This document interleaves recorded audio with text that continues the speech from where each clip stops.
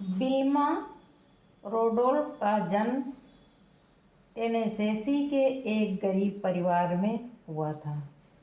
4 साल की उम्र में उसे डबल निमोनिया और काला बुखार ने गंभीर रूप से बीमार कर दिया था। इसी वजह से उसे पोलियो हो गया। वह पैरों को सहारा देने के लिए ब्रेस पहना करती थी।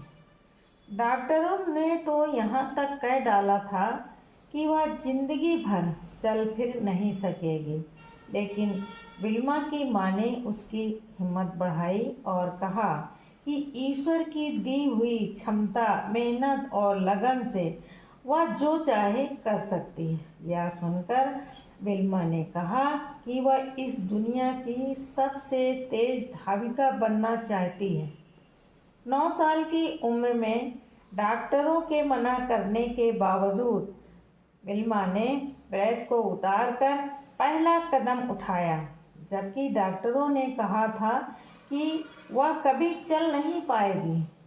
13 साल की होने पर उसने अपनी पहली दौड़ प्रतियोगिता में हिस्सा लिया और सबसे पीछे रही।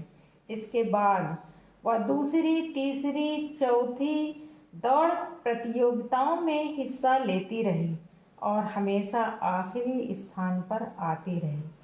वह तब तक कोशिश करती रही जब तक वह दिन नहीं आ गया जब वह फर्स्ट आई।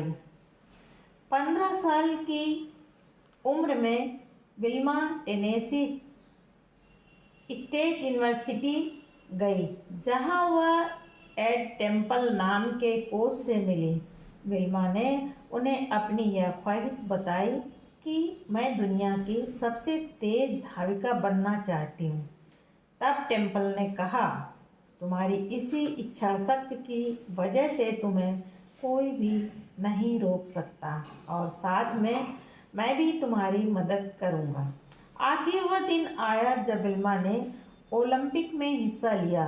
ओलंपिक में दुनिया के सर्वश्रेष्ठ खिलाड़ियों में मुकाबला होता है। विल्मा का मुकाबला जुत्ता हैन से था, जिसे कोई हरा नहीं पाया था। पहली दौड़ 100 मीटर की थी। इसमें विल्मा ने जुत्ता को हराकर अपना गोल्ड मेडल जीता। दूसरी दौड़ 200 मीटर की थी। इसमें विल्मा ने जुत्ता को दूसरी बार हराया और उसे दूसरा गोल्ड मेडल मिला।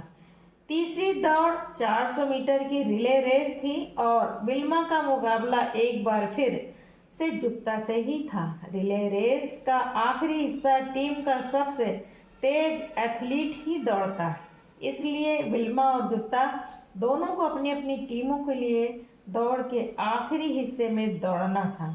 विल्मा की टीम के 3 लोग रिले से शुरुआती 3 हिस्सों में दौड़े और आसानी से बैटन बदली। जब विल्मा की दौड़ की बारी आई, उसके हाथ से बैटन ही छूट गए, लेकिन विल्मा ने देख लिया कि दूसरी छोर वह जुत्ता हैन तेजी से दौड़ी चली आ रही है। विल्मा ने गिरी हुई बैटन उठाई और मशीन की तरह ऐसी तेजी से दौड़ी कि जुत्ता को तीसरी बार भी हराया और अपना तीसरा गोल्ड मेडल जीता।